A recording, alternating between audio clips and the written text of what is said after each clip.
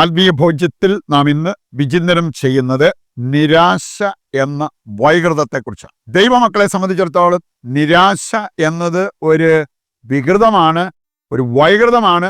അത് നമ്മുടെ ജീവിതത്തിൽ നിന്ന് മാറ്റിയെടുക്കാൻ നമുക്ക് സാധിക്കണം. നാം പ്രത്യാശയുള്ളവരായി മാറേണ്ടവരാണ്, ജീവിക്കേണ്ടവരാണ് എന്ന് കർത്താവിന്റെ വചനം നമ്മെ പഠിപ്പിക്കുന്നുണ്ട്. 2 ചെറുപ്പക്കാരുടെ സംഭവം ഞാൻ ഓർക്കും. ഒരാൾ പറഞ്ഞത്, പല കാര്യങ്ങൾ ചെയ്തു, നാട്ടിൽ ചില കാര്യങ്ങൾ ചെയ്തു, പരാജയപ്പെട്ടു. ഞാൻ വിദേശത്ത് പോയി, എന്നിട്ടും അവിടെ മുമ്പോട്ട് പോകാൻ പറ്റിയില്ല, അത് പരാജയപ്പെട്ടു. തിരിച്ച് ഞാൻ നാട്ടിൽ വന്നിട്ട് ചില കാര്യങ്ങളൊക്കെ ചെയ്ത് എങ്ങനെയെങ്കിലും പറ്റുപിടിക്കാൻ വേണ്ടി ഞാൻ നോക്കി. അവിടെ എല്ലാം ഓരോ രീതിയിലുള്ള പ്രശ്നങ്ങൾ, തടസ്സങ്ങൾ. ഞാൻ മനസ്സിൽ പോലും വിചാരിച്ചിട്ടില്ലാത്ത ചില ഡെവലപ്മെന്റ്സ് വന്നിട്ട് അവിടെ എല്ലാം എനിക്ക് പച്ചപിടിക്കാൻ പറ്റിയില്ല. എന്നിട്ട് അദ്ദേഹം പറഞ്ഞൊരു കാര്യമുണ്ട്. ഏതായാലും ഞാനൊരു കാര്യം തീരുമാനിച്ചിട്ടുണ്ട്, അതനുസരിച്ച് ഞാൻ എൻ്റെ ജീവിതത്തിൽ മുമ്പോട്ട് പോകും. അദ്ദേഹത്തിന്റെ സംസാരത്തിൽ ഉയർന്നു വന്ന ഒരു ധ്വനി എന്ന് പറയുന്നത് ഈ നിരാശ അവനെ ആത്മഹത്യാ പ്രവണതയിലേക്ക് നയിച്ചിരിക്കുന്നു എന്നുള്ളതാണ്. ആത്മഹത്യ ഒരു പ്രശ്നത്തിനും പരിഹാരമല്ല എന്ന് നാം കേട്ടിട്ടുണ്ട്, പറഞ്ഞു നടക്കാറുണ്ട്. സുഭാഷിതങ്ങൾ 20-ാം അധ്യായം 27-ാമത്തെ വചനം എടുത്താൽ അവിടെ പറഞ്ഞിട്ടുണ്ട്, മനുഷ്യന്റെ ചേതന ദൈവം അവനിൽ കൊളുത്തിയ വിളക്കാണ്. ദൈവം കൊളുത്തിയ വിളക്കാണ് മനുഷ്യന്റെ ജീവൻ.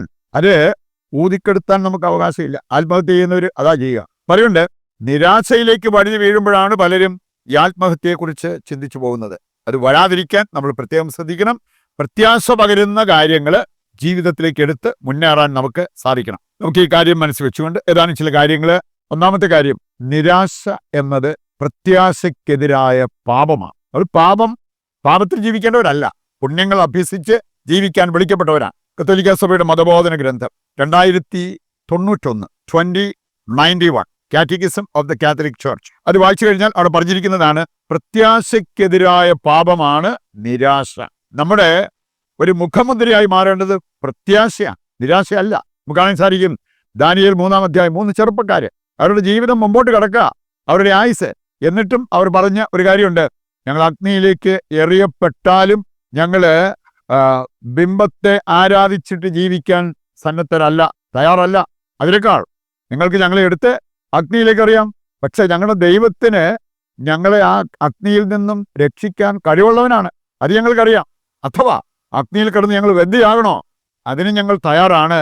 പക്ഷെ ആ മരണം പേടിച്ചിട്ട്, ആ സഹനം പേടിച്ചിട്ട് ബിംബത്തെ ആരാധിക്കാൻ, വിശ്വാസം ബലികഴിക്കാൻ ഞങ്ങൾ തയ്യാറല്ല എന്ന് പറഞ്ഞത് നിത്യജീവനിലുള്ള അവരുടെ പ്രത്യാശയല്ലേ? മരണാനന്തര ജീവിതത്തെക്കുറിച്ച് അവർക്ക് ബോധ്യമുണ്ടായിരുന്നത് കൊണ്ടല്ലേ അങ്ങനെ ചെയ്തത്? ഈ ഒരു സാഹചര്യം പോലും അവരെ നിരാശയിലേക്ക് നയിച്ചില്ല എന്നുള്ളത് നാം മനസ്സിലാക്കിയിരിക്കേണ്ട ഒരു കാര്യമാണ്. മാത്രമല്ല, 1-ാം കൽപ്പനയുടെ ലംഘനമായിട്ടാണ് നിരാശയെ എടുത്തു പറഞ്ഞിരിക്കുന്നത്. 1-ാം കൽപ്പനയുടെ ലംഘനം. നിരാശ കേറിയവർക്ക് ദൈവത്തിൽ നിന്നുള്ള രക്ഷയിൽ പ്രത്യാശ അർപ്പിക്കാൻ അവർക്ക് പറ്റിയെന്ന് വരില്ല. അതുകൊണ്ടാണ് ചില സാഹചര്യങ്ങൾ വരുമ്പോഴേ അവര് നിരാശയിലേക്ക് തള്ളപ്പെടുക. എൻ്റെ പാപം ദൈവം ക്ഷമിക്കില്ല, ഞാനിനി ജീവിച്ചിരുന്നിട്ട് കാര്യമില്ല, എനിക്കിനി ജീവിതത്തിൽ ഒരു അഭിവൃദ്ധി പ്രതീക്ഷിക്കാനില്ല, അങ്ങനെയൊക്കെ ചിന്തിക്കുന്ന വ്യക്തികളുണ്ട്. ദൈവം വാഗ്ദാനം ചെയ്ത ആ രക്ഷ അതവര് ഏറ്റെടുക്കാത്തത് കൊണ്ടും അതിലാശ്രയിക്കാത്തത് കൊണ്ടുമാണ് അവർ ഈ നിരാശയിലേക്ക് വഴുതി വീഴുക. മറ്റൊരു കാര്യം, ഔദ്ധത്യം എന്ന് പറയും. ഇതുമായിട്ട് ചേർന്ന് പോകുന്ന ഒരു കാര്യമാണ്. 1 തീമോത്തി 6-ാം അധ്യായം 17-ാമത്തെ വചനം വായിച്ചാൽ അവിടെ പൗലോസ് പറയുന്നുണ്ട്, ധനവാന്മാരെ ഔദ്ധത്യം വെടിഞ്ഞ് നിങ്ങൾ എളിയവരുടെ തലത്തിലേക്ക് വരിക. ഔദ്ധത്യം ഒരുതരം അഹങ്കാരമാണ്. അതിന് ഇത് 2 രീതിയിൽ പ്രകടമാകാം എന്നുള്ളത് അവിടെ പറഞ്ഞിട്ടുണ്ട്. ഒന്ന്, ദൈവമില്ലെങ്കിലും എനിക്ക് കാര്യങ്ങളൊക്കെ ചെയ്യാൻ പറ്റും, അത് അഹങ്കാരമാണ്. ഞാൻ പ്രാർത്ഥിച്ചില്ലെങ്കിലും ദൈവസഹായം എനിക്കില്ലെങ്കിലും എനിക്ക് മാനേജ് ചെയ്യാൻ പറ്റും. രണ്ടാമത്തേത്, ഞാനൊന്നും ചെയ്തില്ലെങ്കിലും ദൈവം എല്ലാം ചെയ്തോളും എന്ന് വിചാരിക്കുന്നത്, അതും ഔദ്ധത്യമാണ് എന്നുള്ളത് നാം തിരിച്ചറിയാം. നമുക്കറിയാലോ, വചനം നമ്മുടെ മുമ്പിൽ വെച്ചിരിക്കുന്ന ബെസ്റ്റ് കോമ്പിനേഷൻ എന്ന് പറയുന്നത് human effort along with divine blessing. മനുഷ്യന്റെ പ്രയത്നം ദൈവാനുഗ്രഹത്തോട് ചേരുമ്പോഴാണ് ഏറ്റവും നല്ല റിസൾട്ട് നമുക്ക് അവിടെ പ്രതീക്ഷിക്കാൻ പറ്റുക. ഈ ഒരു ബോധ്യമുണ്ടായാൽ നമുക്ക് നിരാശയിൽ നമ്മുടെ ജീവിതം നശിപ്പിക്കേണ്ടി വരില്ല എന്നുള്ളത് മനസ്സിലാക്കിയിരിക്കാം. രണ്ടാമത്തെ കാര്യം, നാശം വിതയ്ക്കുന്ന 3 കാര്യങ്ങളെക്കുറിച്ച് വചനം നമ്മെ ഓർമ്മിപ്പിക്കുന്നുണ്ട്. 3 കാര്യങ്ങൾ. അതിൽ ഒന്നാമത്തേതാണ് ദുരാശ. 2 പത്രോസ് 1-ാം അധ്യായം 4-ാമത്തെ വചനവും അതുപോലെ യാക്കോബ് 1-14-15 വായിച്ചാൽ മതി.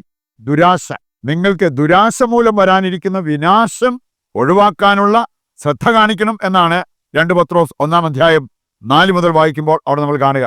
യാക്കോസ്ലീഹ 1-ാം അധ്യായം 14-15 വചനങ്ങൾ പറയുന്നുണ്ട്, ദുർമോഹം ഗർഭം ധരിച്ചാൽ അത് മരണത്തിലേക്ക് നിങ്ങളെ നയിക്കും. നാശവും മരണവും ദുരാശ മൂലം വരാം എന്നുള്ളത് കർത്താവിന്റെ വചനം നമ്മെ ഓർമ്മിപ്പിക്കുകയാണ്. ഉള്ളത് കൊണ്ട് തൃപ്തിപ്പെട്ട് ജീവിക്കാൻ പഠിച്ചവർക്കോ അവർക്ക് ദൈവഭക്തി വലിയ നേട്ടമാകും, അവർക്ക് പ്രാർത്ഥിക്കാൻ എളുപ്പമാകും എന്നുള്ളത് 1 തീമോത്തി 6-ാം അധ്യായം 6 മുതൽ വായിക്കുമ്പോൾ നമ്മൾ കാണുന്ന ഒരു കാര്യം കൂടിയാണ്. രണ്ടാമത്തേതാണ് നിരാശ. അത് നമ്മെ ഡിപ്രഷനിലേക്കും അങ്ങനെയുള്ള പല അവസ്ഥകളിലേക്കും ആത്മഹത്യാ പ്രവണതകളിലേക്കും ഒക്കെ നയിച്ചെന്ന് വരാം. അത് ഒഴിവാക്കാൻ നമ്മൾ പ്രത്യേകം ശ്രദ്ധിക്കണം. മൂന്നാമത്തെ നാശം വിതയ്ക്കുന്ന കാര്യമാണ് അജ്ഞത. ഹോസിയ 4-ാം അധ്യായം 6-ാമത്തെ വചനം, എന്റെ ജനം അജ്ഞത മൂലം നശിച്ചുകൊണ്ടിരിക്കുന്നു. ഈ നാശം ഒഴിവാക്കാൻ നമ്മൾ ദൈവത്തെ അറിയണം, ദൈവിക കാര്യങ്ങൾ മനസ്സിലാക്കി അതിനെ പ്രാധാന്യം കൽപ്പിച്ച് ജീവിക്കാൻ നമ്മൾ പഠിക്കണം. അവസാനമായിട്ട് ഈ നിരാശയ്ക്ക് കാരണമെന്ന് പറയാവുന്ന ചില കാര്യങ്ങളുണ്ട്. അത് തിരിച്ചറിഞ്ഞാൽ നിരാശ ഒഴിവാക്കി ജീവിക്കാൻ എളുപ്പമാകും. നിയമാവർത്തനം 31 6-ാമത്തെ വചനം പഠിപ്പിക്കുന്നത് ദൈവം കൂടെയില്ലാത്തതാണ്, അല്ലെങ്കിൽ കൂടെ നിൽക്കുന്ന ദൈവത്തെ തിരിച്ചറിയാത്തതാണ് നമ്മുടെ നിരാശയ്ക്കുള്ള പ്രധാന കാരണം. യെശയ്യാ 30:20-21 വായിച്ചാലും നിനക്ക് കഷ്ടതയുടെ അപ്പവും ക്ലേശത്തിന്റെ ജലവും ഉണ്ടെങ്കിൽ നിന്റെ ദൈവം നിന്റെ കൂടെയുണ്ട്. അപ്പൊ അതുകൊണ്ട് കൂടെ നിൽക്കുന്ന ദൈവത്തെ കാണാത്തത്, തിരിച്ചറിയാത്തതാണ് നിരാശയുടെ ഒരു പ്രധാന കാരണം. പ്രഭാഷകൻ 51 10-ാമത്തെ വചനം പറയാണ്, നീ നിലവിളിക്കാത്തതാണ്, ദൈവത്തോട് വിളിച്ചപേക്ഷിക്കാത്തതാണ് നിന്റെ നിരാശയുടെ കാരണം. പ്രശ്നം എത്ര വലുതാണെങ്കിലും ദൈവത്തോട് നിലവിളിച്ചാൽ ആ പ്രശ്നത്തിന് പരിഹാരം ദൈവം കാണിച്ചു തരും. മൂന്നാമത്തെ കാര്യം എസെക്കിയേൽ 13:22 വായിച്ചാൽ നമുക്ക് കാണാൻ സാധിക്കും. സത്യവാനായ ദൈവത്തെക്കാൾ മനുഷ്യരുടെ നുണ വിശ്വസിച്ചാൽ നീ അവസാനം നിരാശയിൽ ചെന്നുപെടും. ദൈവം പറയുന്നതാണ് നമ്മൾ കേട്ട് വിശ്വസിക്കേണ്ടത്. മനുഷ്യർ പറയുന്നത് സത്യമാണോ നുണയാണോ എന്ന് നമുക്കറിയത്തില്ല. ആരെങ്കിലും പറയുന്നതെല്ലാം വിശ്വസിച്ച് നീ പോകുന്നെങ്കിൽ അവസാനം നീ നിരാശയിൽ ചെന്നുപെടും. നാലാമത്തെ കാര്യമാണ് തെറ്റായ പ്രത്യാശ. പ്രത്യാശ നല്ലതാണ്, അത് ശരിയായ പ്രത്യാശ, ശരിയായ കാര്യങ്ങളിലുള്ള പ്രത്യാശ ആയിരിക്കണം. ജ്ഞാനം 5:14 വായിച്ചാൽ അധർമ്മിയുടെ പ്രത്യാശ കാറ്റിൽപ്പെട്ട പതിര് പോലെയാണ്. അപ്പൊ അതുകൊണ്ട് അത് നമുക്ക് ഗുണപ്പെടുന്ന കാര്യമല്ല. ജ്ഞാനം 3:19 വായിച്ചാൽ അധർമ്മിയുടെ തലമുറയ്ക്ക് ഭീകരനാശം വരും. അതുകൊണ്ട് നമ്മൾ അധർമ്മം പുലർത്തി നമ്മൾ ജീവിതത്തിൽ മുമ്പോട്ട് പോകുമ്പോൾ പ്രത്യാശയുള്ളവരായി ജീവിക്കാൻ നമുക്ക് പറ്റില്ല.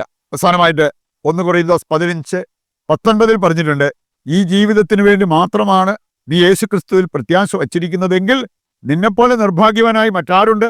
ഞാൻ ആകെപ്പാടെ പ്രാർത്ഥിക്കുന്നതും ദൈവത്തിൽ വിശ്വസിക്കുന്നതും എൻ്റെ കാര്യങ്ങളൊക്കെ ഒന്ന് നടന്ന് ഈ ലോക ജീവിതം സുഖപ്രദമാകാൻ വേണ്ടി മാത്രമാണെങ്കിൽ നിന്നെ അവസാനം നിരാശ പിടികൂടുമെന്ന്. ഇക്കാര്യങ്ങൾ മനസ്സിലാക്കിക്കൊണ്ട് നമുക്കിന്ന് ഒരു കോമൺ നിയോഗമായിട്ട് നിരാശയിൽ വീണ് കിടക്കുന്ന വ്യക്തികളുണ്ട്, അവർക്ക് വേണ്ടി പ്രത്യേകമായിട്ട് പ്രാർത്ഥിക്കാം. അതിൽ നിന്ന് അവർ പുറത്തു വരാനുള്ള ദൈവകൃപ അവർക്ക് ലഭിക്കുവാൻ.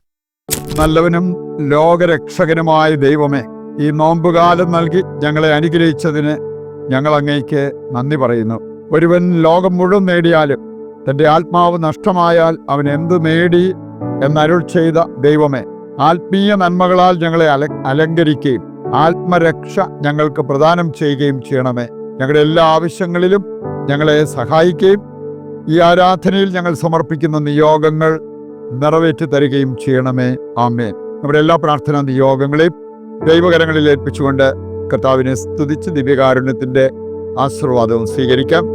യേശുവേ നന്ദി. Hallelujah, hallelujah. കർത്താവേ, ഞങ്ങളുടെ എല്ലാ പ്രാർത്ഥനാ നിയോഗങ്ങളും അവിടുന്ന് കൈക്കൊണ്ട് ഞങ്ങൾക്ക് നന്മയാകുന്നത് നൽകി അനുഗ്രഹിക്കുവാൻ തിരുവുള്ളമാകണമേ. യേശുവേ നന്ദി, യേശുവേ സ്തുതി.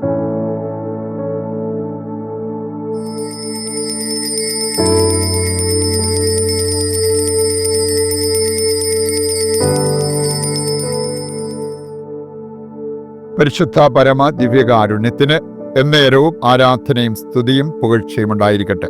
ഈശോമിശിഹായ്ക്ക് സ്തുതിയായിരിക്കട്ടെ. മറ്റൊരു എപ്പിസോഡുമായി വീണ്ടും നമുക്ക് നാളെ ഒന്നിക്കാം. ദൈവം നിങ്ങളെ സമൃദ്ധമായി അനുഗ്രഹിക്കട്ടെ.